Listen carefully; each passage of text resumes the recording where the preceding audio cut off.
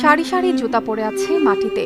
দূর থেকে তাকালে মনে হবে হয়তো কোনো বাজারে বিক্রির জন্য সাজানো, কিন্তু না, এই জুতাগুলো কোনো পণ্যের অংশ নয়। এগুলো সাজানো হয়েছে এক নিঃশব্দ স্মরণে, এক গভীর আর্তনাদের প্রতীকে।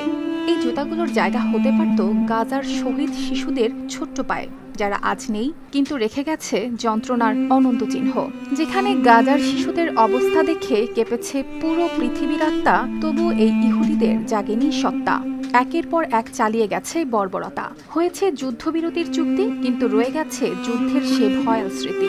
সেই স্মৃতিকেই আবার জাগ্রত করার জন্য ইউরোপীয় শহরে শুরু হলো নীরব এক প্রতিবাদ।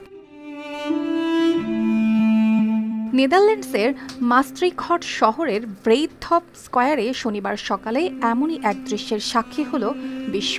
প্ল্যান্ট অ্যান্ড অলিভ ট্রি নামের একটি মানবিক সংগঠন গাজায় নিহত শিশু ও সাংবাদিকদের স্মরণে আয়োজন করেছিল এই প্রতীকী প্রতিবাদ। পুরো স্কয়ার জুড়ে ছড়িয়েছিল হাজারো শিশুদের জুতো, কেউ ধরেছিল ছবি, কেউ পোস্টার ও ৭৭ বছরের দখল আর হত্যার অবসান চাই। চারপাশে নীরবতা, কিন্তু সেই নীরবতার ভেতর লুকিয়েছিল অসংখ্য কান্না, যেগুলো শব্দ হয়ে বের হয়নি।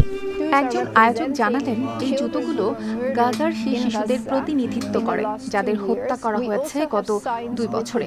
তিনি আরো বলেন, সেই সময় প্রাণ হারিয়েছেন ৩ শতাধিক সাংবাদিকও, যারা সত্যটা পৃথিবীর কাছে পৌঁছে দিতে চেয়েছিলেন। অন্য এক অংশগ্রহণকারী বললেন,